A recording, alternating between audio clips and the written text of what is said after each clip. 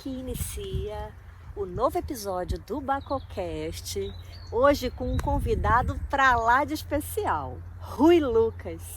Ele, que não era da área dos vinhos, mas que tem uma história na família lindíssima, com os vinhedos aí antiguíssimos.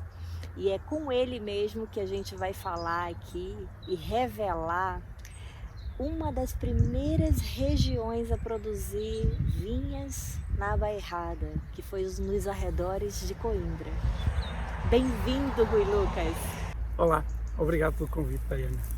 Vamos lá, então iniciar. Rui, conta um pouquinho quem é o Rui? Então, o Rui é um rapaz romântico que gosta de viver de paixões e como tal vai sempre perseguindo essas suas novas paixões. Hoje a minha grande paixão é a vinha, é o vinho e é disso que eu quero viver e deixar a minha marca quando olhar para trás e ver aquilo que nós fazemos. Quando nós chegamos a uma certa idade, quando nos tornamos mais maduros, pensamos que tomamos melhores decisões e então em 2013 decidi enverdar por esta área, pela área vitivinícola, ir preservando o património aqui da minha aldeia, da minha região, porque não havia ninguém a fazer este trabalho de uma forma minimamente profissional. Há muita gente com vinha, há muita gente que faz o seu próprio vinho, mas depois não o comercializam, não o colocam numa garrafa, não colocam um rótulo, e com o passar dos anos nós vamos perdendo essa identidade de ter vinhas nesta nano-região da Bairrada, porque há aqui um pequeno espaço entre a zona do concelho de Coimbra e depois os restantes concelhos da Bairrada, concelhos e distritos da Bairrada, e então eu decidi que deveria preservar o património, devia fazer algo que eu próprio construísse, colocar as minhas mãos, ter raízes, algo com raízes também para mim era muito importante. E lá está, que eu pudesse olhar para trás e dizer, pá, eu fiz isto. Mal, mas fiz. Mas Rui, qual é a tua formação? Então, a minha formação é gestão de empresas e durante muito tempo eu fiz gestão em várias empresas, principalmente fiz numa empresa de construção civil. Fazia muito trabalho nessa empresa, mas a principal função era gerir a empresa. Os números foi aquilo que sempre me foi encaminhando, mas lá está, sempre com uma grande dose de paixão, porque eu também gostava muito da arquitetura, portanto a construção civil para mim era algo que realmente me preenchia e antes gostava muito e ainda gosto de carros, de rally, da adrenalina, da velocidade, como digo. Sou um romântico, lá está. É eclético, né? Sim. Mas Rui, eu cheguei até você porque eu fui apresentada ao teu vinho num determinado restaurante na Bairrada e eu tive a curiosidade de ler o rótulo atrás e as tuas palavras me tocaram naquela hora. Naquela hora eu, cara, quem é esse produtor? E disse assim, boa viagem! Muito legal. E o que eu pude perceber assim, nossa, um vinho da Bairrada com um olhar moderno, um olhar do mundo também, né? Então o que eu provei naquela ocasião tinha sido o vinho tinto da Bairrada, o Priolucas Tinto. E eu amei, porque realmente estava um vinho redondo, fácil de beber. Estava ali a baga, a cara da Bairrada, mas também com uma mescla de modernidade. E isso me chamou muita atenção. Então, esse produtor eu quero conhecer. Me fala um pouquinho dessa tua decisão de começar a fazer vinhos um pouco diferentes do que a Bairrada vinha fazendo tradicionalmente. Então, realmente os vinhos acabam por ser naturalmente diferentes, porque, como vos digo, esta nano-região é ligeiramente diferente do resto da região. É a mais a sul, é mais quente, tem um solo mais calcário, ainda mais calcário. Nós temos umas serras claramente de pedra, onde a característica principal é o calcário. E depois há aqui um contexto histórico, que nós temos muita vaga na Bairrada, mas a vaga tem coisas boas, tem coisas menos boas. E assim que se começou a internacionalizar, assim que Portugal se começou a internacionalizar um pouco na década de 80, um pouco antes até, começaram a chegar castas, quer de fora, quer de outros países, quer de outras regiões do país, e as pessoas, como tinham alguma dificuldade por vezes em trabalhar com a baga, foram arrancando essas vinhas de baga e colocando outras castas.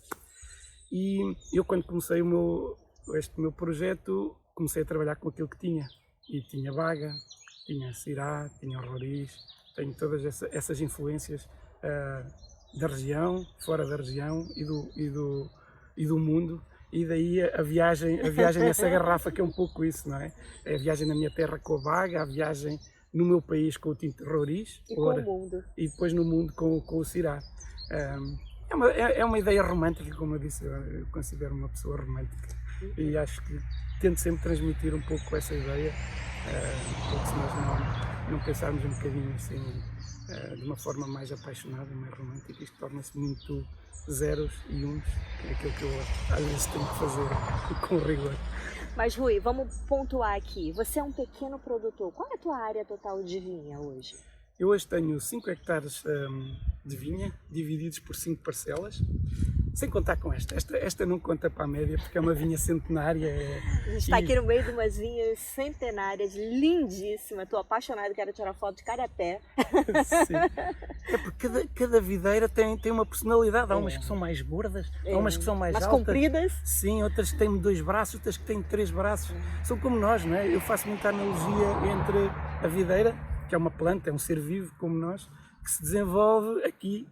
Antigamente nós deixávamos que elas fossem mais criativas. Hoje em dia nós fazemos as vinhas mais standard por uma questão da organização do trabalho e mão de obra, etc. Mas eu gosto desta vinha por isso, pelo facto de ela ser muito diferente de cada videira. Cada pessoa se pode rever numa videira se quiser, embora isto seja muito trabalhoso, porque não entra uma máquina aqui, é tudo feito à mão. Está a precisar de ser ainda mais recuperada. É um processo.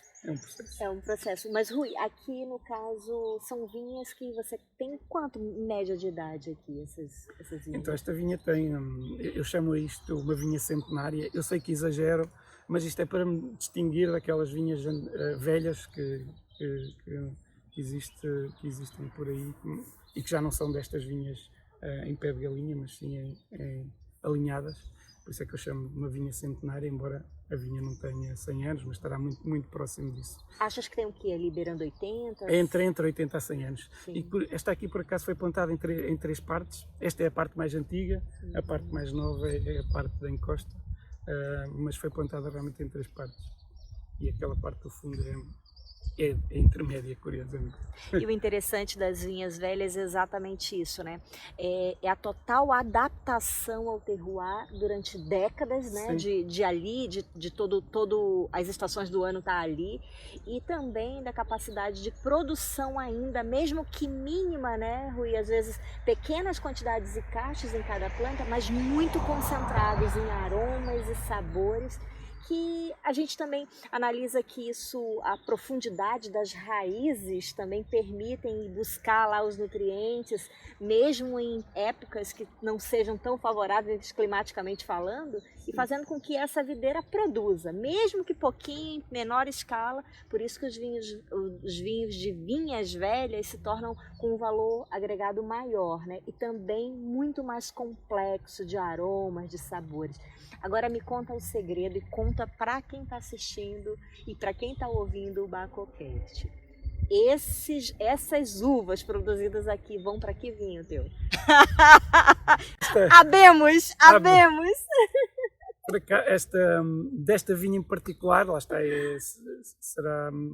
vão todas para o Dominical. Para o Dominical. Para o Dominical, okay, porque o Dominical é aquele vinho de domingo, não é? Em que nós juntamos a legal. família, os amigos, em que fazemos o melhor prato, cozinhamos com mais primor e naturalmente que devemos ter também ali o melhor vinho, pretensamente o melhor vinho. A ideia é ter algo que seja icónico e mais identitário. E aqui estas vinhas, com a sua complexidade e mistura de castas, que tem aqui muitas castas, não me perguntem quantas que eu não tenho de memória, mas dá um vinho diferente. A proporção de tintas e brancas é mais ou menos o quê, Rui?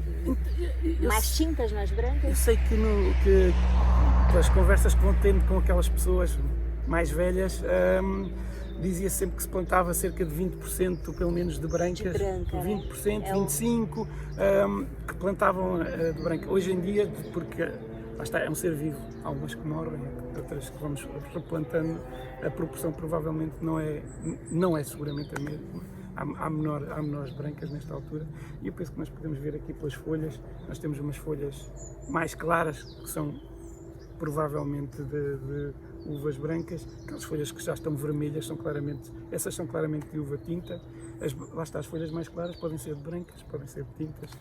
Eu tenho aqui um marcador em todas as videiras para saber qual é que é de tinta e qual é que é de branca, para depois, quando faço a poda, fazer de uma forma diferente ou da outra. Ok. E o interessante, esse é o field blend, né? Que desde os antepassados se fazia de forma natural. Sim. Na própria vinha, e hoje alguns enólogos fazem na adega, né? Sim. Como eu vos disse, ou melhor, como eu estava a falar antes, a experiência muitas vezes com a baga nem sempre era tão agradável como isso, e as pessoas, pela sua experiência, né, pela sua experiência empírica, sabiam que a baga estava sempre na altura da vindima. Este ano de 2021 foi paradigmático. Na altura da vindima, a baga podia não estar com aquele ponto certo de maturação, mas havia outras que estariam sobre maduras, como as brancas normalmente, e outras tintas que às vezes podiam estar mais próximo. Isso fazia com que todos os anos eles tivessem um vinho equilibrado, e normalmente eles bebiam o vinho no ano a seguir, isto é, vindimávamos em setembro, na primavera seguinte tínhamos o vinho pronto a beber, porque lá está, a baga dissimulada, entre aspas, com as outras castas, ficava bebível na primavera do ano a seguir, porque não havia formas, ou não havia tanto conhecimento para conservar o vinho, portanto tinha que se beber no ano a seguir, e no ano a seguir a vinha teria que dar mais uva, portanto nós tínhamos que beber o vinho todo antes para termos espaço para a próxima vindima. E antigamente, assim, não existia quando a gente está no meio de um vinhedo assim, tão diferente, tão icônico como o teu, tão valorizado também, né, Rui? Que hoje é difícil você encontrar vinhas velhas, realmente velhas, né, como a gente conhece dentro do mundo dos vinhos. Se plantava aleatoriamente, e muitas vezes era em virtude do fulano recebeu um pé de uma uva X e colocava lá no que ele tinha, depois o outro trocava uma espécie com outra, iam naquela experimentação também, né? Os antigos diziam que era assim que se... Por que se tinha essa variedade tão grande dentro de uma pequena parcela de vinhedo? Era isso, porque o vizinho deu um pé para o outro deu um pé, ou então foi numa região próxima e trouxe uma casta de lá, e assim ia experimentando. E criou isso, né? Essa enorme variedade de uvas num pequenito terroir. É isso mesmo que tu disseste, perfeito. E que faz o dominical. Dominical. Vale a pena provar. Sim, iremos provar, seguramente. Sim. Seguramente. Sim. Mas, Rui, mudando de assunto, de um pequeno produtor como você nós sabemos bem das dificuldades, né, para os pequenos, porque os custos de produção são elevadíssimos. E isso finda que te poda de uma certa forma e te limita a produzir determinadas coisas, porque realmente são pequenas parcelas, são pequenas produções, são pequenas garrafas, e que no final das contas, como você é um gestor, sabe que não dilui esse custo facilmente, não, né? Não. Como é que você dribla isso? Então, com muito esforço, verdade seja dita, porque isto não é um one-man show, porque neste momento eu tenho uma pessoa que me ajuda e que vai fazendo o trabalho de background comigo, mas realmente é um esforço muito grande, porque eu tenho que trabalhar na vinha, tenho que trabalhar na adega e tenho que trabalhar na parte comercial, na parte de marketing, etc. Por um lado dá-me um enorme prazer e dá-me um know-how e realmente uma experiência muito grande. Mas é muito esforço, não há horários, embora eu costume dizer que estou sempre de férias, ok? Umas vezes é na vinha, outras vezes é na adega, outras vezes é na praia, né? Porque efetivamente quando nós fazemos algo com paixão, com gosto, não sentimos que estamos a trabalhar, mas realmente a família depois lá atrás é que sofre um pouco, porque não há horários, não há fins de semana. Mas lá está, quem corre por gosto não cansa. É muito difícil essa gestão, mas tenho conseguido controlar. E à espera de melhores dias, à espera de crescer um pouco todos os anos, um pouquinho, e conseguir depois ter uma equipa mais estável, onde cada um depois possa fazer a sua função com mais profissionalismo. É aquela coisa de, nesse momento inicial, qual foi o ano da tua primeira safra? Então, o primeiro ano foi 2013. Em 2013 eu apenas fiz vinho tinto e vinho branco, que aqui na minha região realmente é o mais comum. Aliás, os antigos diziam que vinho é tinto, esqueçam lá o branco, espumante é uma coisa, é algo mais moderno. Portanto, em 2013 e 2014 eu apenas fiz vinhos brancos e vinhos tintos. E de lá veio fazendo até aqui? Sim, e depois em 15 comecei a fazer espumantes, porque realmente o espumante da Bairrada é muito reconhecido pelo país todo. Pelo mundo também. Ainda bem que ele foi fazer também esse espumante, que é maravilhoso. Sim. Sobretudo esse baga, esse rosé tá impecável. Mas Rui, tipo assim, caminhando nesse trajeto recente, né, se você for ver, esse esforço que você está demandando nesse início, porque vamos colocar assim, que quem trabalha com vinho sabe que isso ainda é o início, né? Os franceses já diziam, né? Só custa os 200 primeiros anos. Sem dúvida. Mas, depois enfim, é fácil, né? Depois é fácil. Esse sacrifício inicial, claro, muito mais demandado para a tua mão de obra mesmo, para o teu esforço físico, óbvio com um objetivo, né? E eu acho que você tem galgado aí o teu nome, o teu produto está caminhando no país já, agora no exterior também, inclusive dentro do portfólio da Bacozon, que é uma honra ter o seu produto dentro do portfólio e esperamos poder continuar com essa parceria. Mas é isso mesmo, muito jovem ainda o projeto, em maturação, né, em muito esforço, muito trabalho de um pequeno produtor. E eu queria falar um pouco, apesar de ser jovem o teu trabalho, o resultado, ou seja, o vinho engarrafado, com rótulo, com as etiquetas todas, mas na verdade a gente está aqui no meio de uma vinha centenária, porque tua família tem uma história belíssima aí com o vinho que eu queria que você compartilhasse para quem está ouvindo.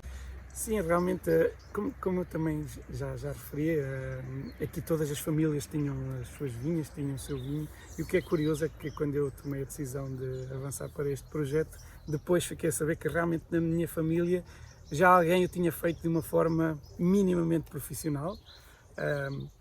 O meu bisavô, ou melhor, os seus irmãos que eram, o meu bisavô porque foi padre. Por que esse nome, Prior Lucas? Sim.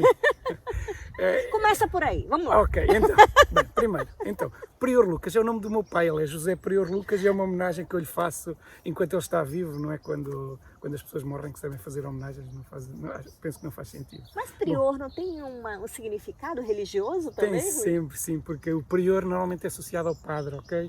Okay. Ao Prior tem uma função na dinastia eclesiástica. E o meu bisavô, que era o José Francisco Prior, foi padre, ok?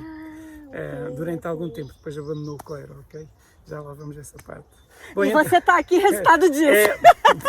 Pelo menos é assim que conta a história. A minha avó conta a história assim, ok? E portanto foi ela que me contou esta história, lá está, quando eu decidi avançar para isto, foi ela que contou. Pois, o teu bisavô também já vendia vinho para as tabernas em Coimbra. Está, não era o meu bisavô, eram os seus irmãos que nunca tiveram herdeiros, ok? E eram eles que trabalhavam na vinha, no olival, etc., nessas atividades agrícolas, e eram eles que produziam e que iam vender daqui a Coimbra, estamos a falar de 15 minutos de carro. Na altura eles não tinham um carro, era uma carroça que puxava aqueles tonéis com o vinho para levar para as tabernas para Coimbra. Ok, mas depois o negócio geracional perdeu-se e de alguma forma, inicialmente sem querer, estou a recuperar um pouco essa origem. Essa origem. E que, claro, eu tive conversando com o engenheiro Dias Cardoso semana passada e ele que me passou alguns dados curiosos que eu não sabia da Bairrada, Rui. e que era exatamente aqui nos arredores de Coimbra que marcou o início das produções organizadas de vinho na região da Bairrada.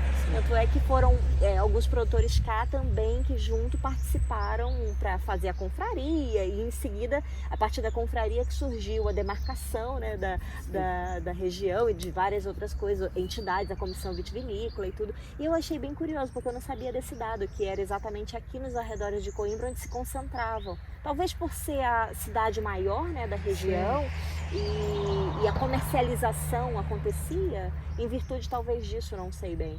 Mas, e você está exatamente no local do início, produzindo as tuas uvas. Curiosamente existe aí mais um detalhe, que é aqui nesta freguesia existe uma adega cooperativa, que lá está, que foi criada na década de 50, e lá está, para juntar aqui o vinho que os agricultores produziam e que depois vendia para a cidade de Coimbra, porque Coimbra realmente é ainda uma grande cidade. Uhum. e havia aqui uma boa zona para produzir vinho. Lá está, ninguém o fazia de uma forma profissional. A adega cooperativa é que tratava do assunto, mas hoje em dia é quase inexistente, e alguém tem que haver um maluco ou outro que queira continuar a cuidar e a preservar as vinhas. Vou acrescentar que realmente aqui também eu comecei com menos área, mas entretanto lá está, aquelas pessoas mais velhas vêm ter comigo para que eu cuide das suas vinhas, porque eles não podem, os filhos saíram para trabalhar, para estudar, né, noutras cidades, noutros países, e não querem regressar ou não querem trabalhar na agricultura, que realmente é um trabalho bastante duro, e eu tenho crescido por essa via, por absorção de algumas vinhas que considero interessantes. Pequenas parcelas, e que né? nas parcelas tem castas e tem coisas fantásticas, né? Que eu às vezes eu hoje em dia já nem me preocupo muito, porque eu acho que esta surpresa é muito boa. Nós irmos à descoberta, e agora que vinha que isto nos vai dar? E vai-nos dar, porque nós tratamos as coisas com tanto amor e com tanto carinho, que com certeza que vai sair algo de bom e diferente. E todos os anos, eu só não tenho 20 hectares porque não consigo, mas ok, progressivamente vou ficando com mais vinhas para ir descobrindo e fazendo mais vinhos. Rui, agora me diz uma coisa, as principais, sem contar com as vinhas velhas, mas dentro desses teus 4 hectares, 5 hectares, o que você tem em castas? Bom, ok, parece vinhas velhas. Sim, algumas sim, eu também já plantei vinha. Mas de modo geral, que a gente pode citar do modo geral, naturalmente temos baga, temos camarate, há quem lhe chame também o castelão nacional. Existe muito aqui, porque blendava muito bem com a baga, que não era tão ácida, e a maturação era melhor. Temos trincadeira também, chegou mais tarde, mas existe muita trincadeira. Depois existem as brancas, como Maria Gomes, Bical, a Pedernã, que aqui chamam Pedernã, que é o Arinto, ok? Isto em castas autóctones, castas nacionais. Para além da Toriga, que essa é muito mais recente, Tinta Roriz, que é uma casta que as pessoas gostam muito porque produz bastante. Mais produtiva, né? Mais produtiva. Depois também existem castas internacionais, como Syrah, como Chardonnay, Merlot, Cabernet. Existe bastante Cabernet, porque tem uma película mais espessa e resiste bastante mais aqui. Resistente, apesar da maturação ser mais lenta, né? Sim, e ser tardia, mas resiste muito mais que a baga. Sim, claro. Isto é tudo. Existe também uma outra coisa que é tinta pinheira, ou rofete, também na última vinha com que eu fiquei, e só descobri este ano. Foi uma outra pessoa que esteve lá e que me disse: não, isto pode parecer tinta roriz, mas isto não é tinta roriz, isto é rofete, realmente a folha fica diferente. Eu ando a aprender, lá está, estou nisto há pouquíssimo tempo. Tenho a sorte de o meu tio ser a pessoa que costuma enxertar todas as vinhas aqui na região. Se calhar 90% foi ele que fez a enxertia. Nossa, enxertia aquela. Bacana. Ok, portanto ele vai-me identificando algumas coisas, e quando eu fico com estas vinhas é ele que vem dizer: olha, isto é aqui. e vou aprendendo um pouco com eles. Sim, sem dúvida. Rui, a gente sabe que a Bairrada se caracteriza de modo geral por solos argilo-calcários, mas nós que andamos pela Bairrada sabemos que tem fragmentações de solos diferentes para todo lado. O que tem nas tuas vinhas? Quais os tipos de solo? É curioso que eu pelo menos tenho aqui duas coisas bem diferentes, maioritariamente argilo-calcário, sem dúvida alguma, mas depois tenho duas vinhas que seguem uma linha que há uns milhões de anos foi lago ou rio, em que nós temos ali um quartzito, aquela pedra de seixo de rio, seixo rolado, que era calcário, mas que devido à pressão e à temperatura foi alterada. E essas vinhas dão vinhos completamente diferentes do resto. E foi uma curiosidade, mais uma vez, ter consegui experimentar vinhos dessas pequenas parcelas, porque o que é curioso é que, como são pequenas parcelas, às vezes distantes 500 metros, não é muito, mas são solos diferentes. E se fosse realmente se eu tivesse uma área gigante, não é, em que eu pudesse ligar as duas parcelas, provavelmente aquilo seria só uma vinha e nós não descobriríamos que teríamos dois vinhos diferentes. É verdade, é verdade. Mas o facto de elas serem pequenas e estarem separadas uma da outra, não é, permite que eu tenha um vinho daqui e outro vinho dali, distintos, porque uma está num solo de quartzito e na outra está num argilo-calcário polido. Às vezes é esta beleza das pequenas coisas. É o que difere muito. Sim. E aí a gente vai aí para uma região icônica no mundo, da Borgonha, né? Sim. Exatamente, está em tão curto espaço uma parcela da outra e o vinho ser completamente diferente e valorizado também Sim. completamente diferente, Sim, né? sim. Então é bem interessante. Nós temos que aprender muito com os franceses nesse aspecto.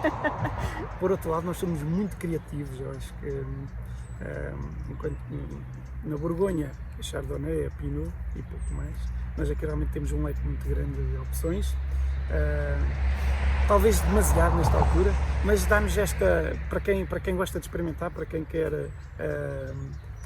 aprender e evoluir, experimentar esta diversidade que nos é permitida pelas comissões, realmente dá-nos possibilidade de nós termos vinhos distintos pelo facto de termos material diferente. Ainda agora te estava a dizer que tenho uma que descobri que tem ali refeito, naturalmente que será diferente de uma outra onde eu tenha trincadeira.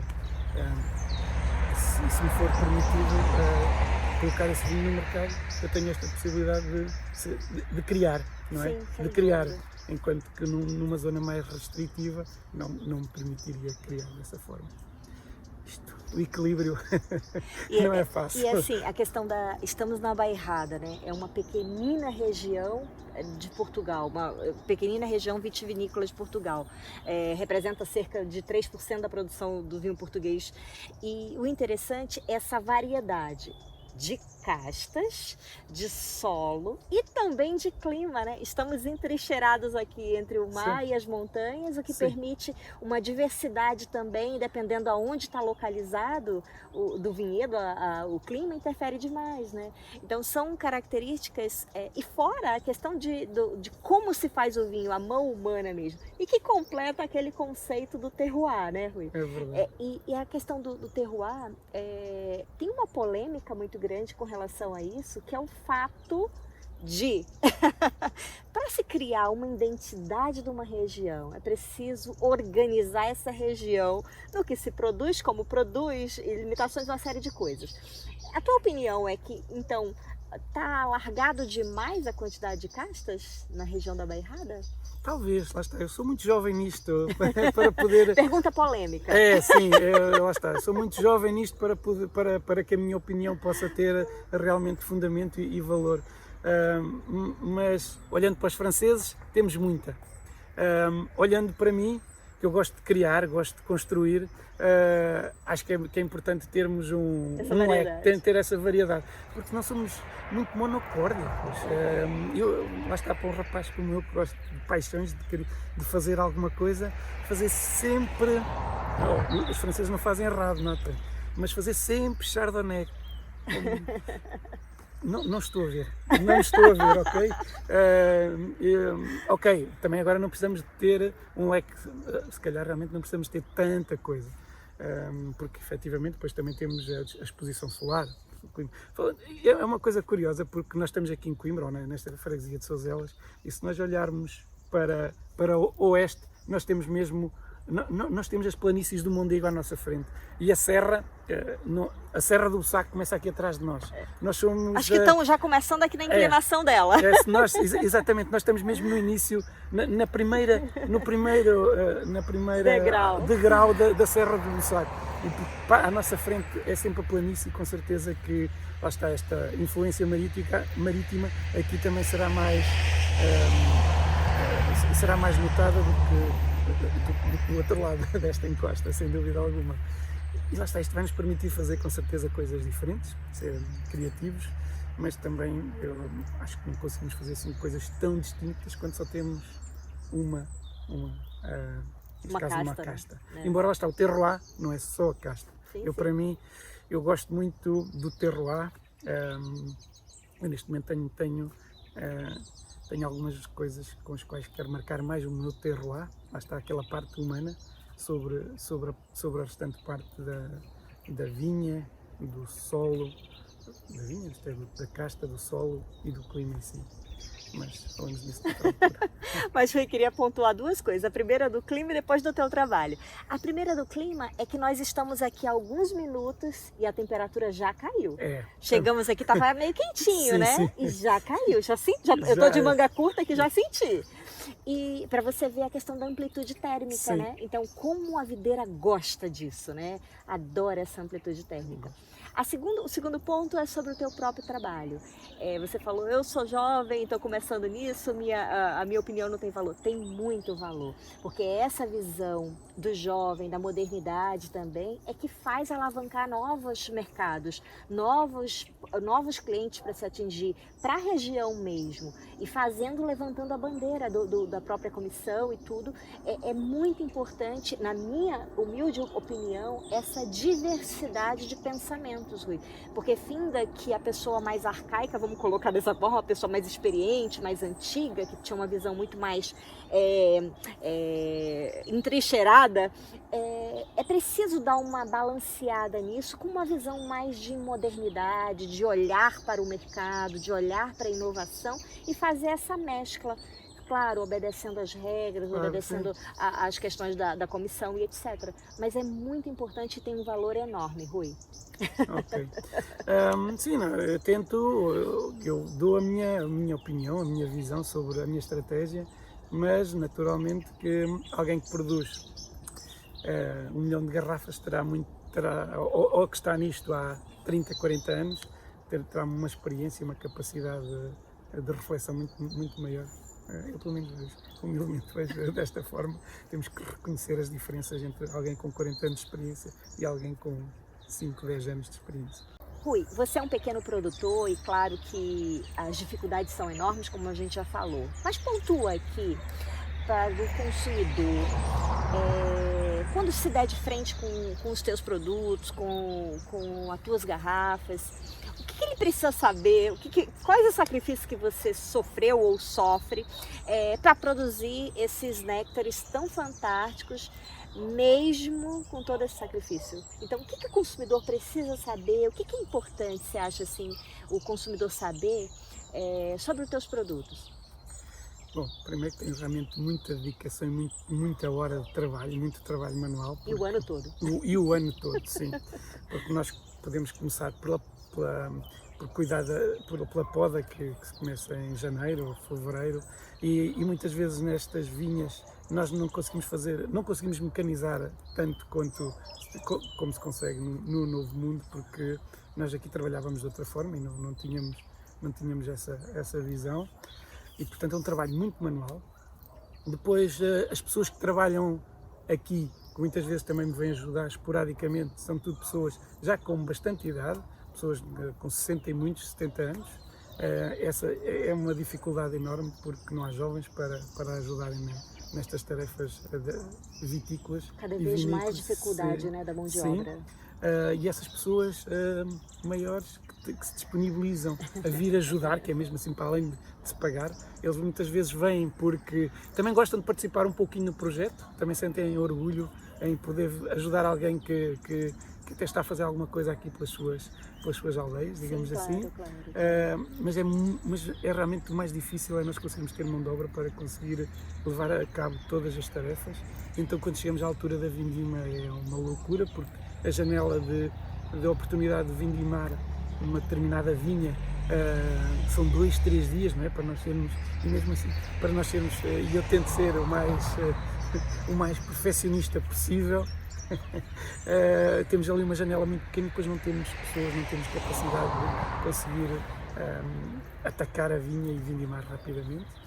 E depois todo o trabalho do ano, depois o trabalho comercial, tentar explicar às pessoas, isto é feito à mão, isto tem muito empenho, tem muito trabalho de preservação, porque nós temos que preservar o nosso património, porque quando alguém vem de onde quer que seja e vê, por exemplo, uma vinha como esta, fica encantado, mas lá está, porque alguém teve a coragem, que é mesmo assim, de cuidar desta vinha, de andar aqui com aquelas máquinas manuais, a capinar a erva, a colocar, a tratar as videiras, e tudo isto é feito à mão, como digo, maioritariamente, nesta vinha é exclusivamente à mão, porque as máquinas não conseguem cá entrar, para depois, por exemplo, se tivermos um mau ano, nós estamos sempre muito dependentes do clima.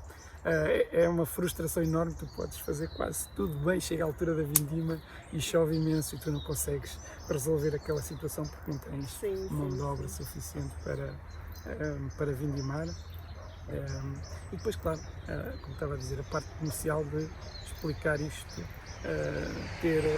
chegar a mais pessoas, chegar a mais pessoas, avançar mercado, ter as pessoas com disponibilidade para te ouvirem, para tu contares a história do teu projeto, da tua ideia, da tua identidade, que isso também realmente é cada vez mais relevante. Nós temos uma identidade e um marcador que nos diferencia dos outros. Também é um trabalho árduo, neste caso mentalmente. Sem dúvida. Isto é um trabalho, mas ok, perseverante. Basicamente, você pontuou 3 coisas. A escassez da mão de obra está cada vez maior, né? E aí não é só aqui na Baixada, em todo o país, em toda a Europa eu tenho observado isso. Sim. E se a gente arredondar aí com os produtores brasileiros, com quem eu também tenho bastante intimidade nos vinhedos, também é a mesma coisa. Sim. E depois a questão climática, que é aquela coisa, tá chegando no gol, né? Sim. No segundo tempo, nos 45 minutos do segundo tempo, na hora de bater o gol, acontece alguma coisa, né? É complicado mesmo. E realmente esses detalhes comerciais também são realmente bem complicados. As pessoas não têm dimensão de qual a representatividade exatamente não só do marketing em si, mas da parte comercial como um todo, né? É muita trabalheira mesmo. Bem pontuado tudo isso. Mas Rui, desculpa. Não, deixa só eu acrescentar aqui um pormenor também da dificuldade que é nós chegarmos à vindima com uva. Temos uva! Temos uva também, é muito importante. Lá está, quando nós podemos, fazemos um plano, não é? Sim. E depois nós temos ali 7 meses, 6 meses de acompanhamento da videira, em que nós estamos muito próximos do mar. Claro. Temos aqui sempre muita umidade. E quando chega àquela altura de abril, maio, o calor começa a ser bom, ótimo para desenvolver fungos, certo? E a videira sofre muito com a doença fúngica e se nós não temos, nós temos que andar mesmo na vinha todos os dias, não há hipótese. Então com algumas castas que havia, que ainda há, 2 dias, 3 dias, se tu distrais, já a videira, já a planta, a uva foi atacada pelo fungo, porque lá está, umidade e calor faz com que o fungo se desenvolva rapidamente. E nós perdemos a produção, como digo, em 3 dias à vontade. E isso, além da dificuldade de vindimar, acreditem, é frustrante.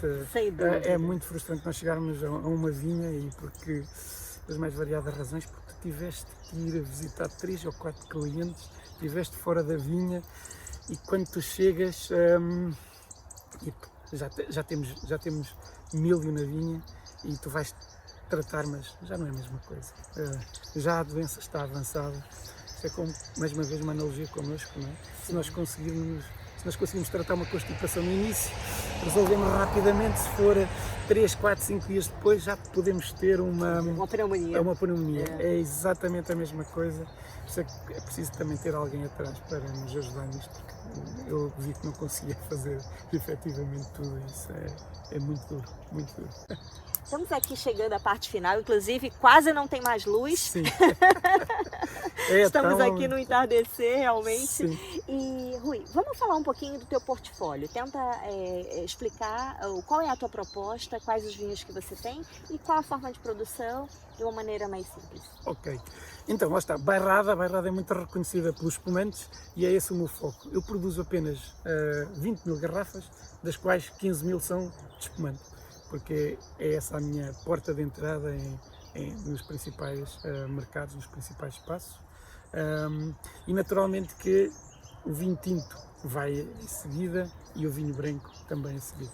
Portanto, o meu portfólio eu tenho, neste momento, tenho 3 espumantes, que é um espumante, são todos, estes 2 primeiros são bruto, é o espumante rosé, depois tenho o espumante Falala, é um blend de Noir, e depois tenho o espumante Dominical S, okay, que é o espumante de vaga e de estágio longo. Okay? Depois nos vinhos tenho o Havemos branco, o Havemos W branco, o Havemos tinto R e temos depois haveremos de ter. Então, Rui, estamos chegando aqui ao final e enquanto tem luz, ainda tem luz? Olá! Tem um pouquinho. Estamos aqui no entardecer, mas fala um pouquinho do teu portfólio, do método de produção dos teus vinhos, tenta resumir isso aí para que o consumidor tenha a oportunidade de conhecer através do áudio do Bacocast, através do vídeo que vai ao ar também. Então, sendo bairrada, eu especializei-me em espumantes, porque é a minha porta de entrada, e divido o meu portfólio em 3 partes. Primeiro tenho o espumante rosé e o espumante Falala, um branco feito de uvas tintas. Depois tenho um vinho branco que é o Havemos W e tenho um vinho tinto que é o Havemos R, ok? E depois, noutro nível, feito de vinhas centenárias, vinhas antigas, os Dominical. Aí tenho o Dominical S, que é um espumante, o Dominical W, que é um branco, e o Dominical R, que é um vinho tinto. Esta é a minha linha condutora. Nem todas as referências estão ao mesmo tempo no mercado, porque as produções são pequeníssimas, mas vão chegando. Mas eu tenho o luxo de ter na Bacozon um tinto maravilhoso. Fala um pouquinho dele. Então, esse foi um dos meus primeiros vinhos tintos. É um vinho tinto do qual eu me orgulho bastante. É muito bom, é muito versátil. Muito bom, claro que eu tinha que falar bem do meu filho. Eu também acho que é muito bom. Obviamente, é um vinho muito versátil, lá está, que nos permite viajar, que é muito agradável na refeição. Fácil de beber. Fácil. Em qualquer momento e consegue fazer um pairing muito bom com várias coisas diferentes. Sem dúvida alguma. Lá está, é a versatilidade de nós termos várias castas nas vinhas e possamos ter ali logo o equilíbrio que as vinhas nos dão. É muito interessante. Eu adoro esse vinho. Hoje em dia já não o faço, porque eu não consigo fazer tudo, mas tenho sido bastante... É um miminho aí para os bacolovers da Bacozon. Sim, é verdade. Agora que eu não tenho, toda a gente o quer, é sempre assim. Agora tenho que comprar na Bacozon. Mas Rui, fala um pouco do teu método de produção, que eu acho muito peculiar, algo que tu tens lá na adega, que é aqueles tanques diferentes. Fala um pouquinho disso. Sim, como eu digo, eu gosto muito mais de falar em terroir do que propriamente nas castas que nós temos em cada uma das vinhas, porque realmente o terroir é esta mistura de várias coisas e não apenas da casta. A casta é só uma coisa. É como eu sou branco, Portugal, de Coimbra, etc. São várias coisas, não é? Tenho uma determinada cultura. O vinho também é um pouco disso, tem esta interação de tudo. E eu este ano decidi acrescentar mais terroir aos meus vinhos, que é o facto de eu antes ter trabalhado na construção civil, não é? Como eu já falei nisso, e na minha freguesia ter uma fábrica de cimento, ok? Portanto, eu tenho o know-how de como se faz betão, como se faz o concreto, e tenho substância. Sabe o que é botão? Betão, concreto. Concreto, ok. Betão, ok. É porque é cimento, comum ok. aqui, mas no Brasil não, Não, esse ok. termo. Betão, no Brasil é concreto, ok? Então eu tenho know-how, eu sei como se trabalha e tenho um extra de ter uma fábrica de cimento na minha, como disse, na minha freguesia, na minha aldeia. E tudo isto faz parte também do meu terroir, da minha história, e é isto que eu quero introduzir ainda mais nos meus vinhos, que é fazer os vinhos em cubas de cimento, em cubas de concreto, feitas por mim. Não é para serem melhores nem piores que as outras, lá está, vou marcar mais o meu terroir. A tua identidade, para né, marcar, como produtor. Sim, exatamente. Mas, Rui, isso já era feito em vários lugares, né, há muitos anos atrás? Sim, o concreto sempre foi esteve utilizado. presente, né? Sim, sempre esteve presente. Há um abandono sistemático há uns anos atrás. Hoje em dia julgo que haverá algum... Está retornando? Está retornando. Os franceses e italianos estão a construir, sim, eu tenho visto bastante. Vasilhas de concreto muito boas, muito interessantes. Mas lá está, é uma vasilha standard. Que eu posso comprar, que tu podes comprar, que qualquer um pode comprar e colocar lá o seu vinho dentro.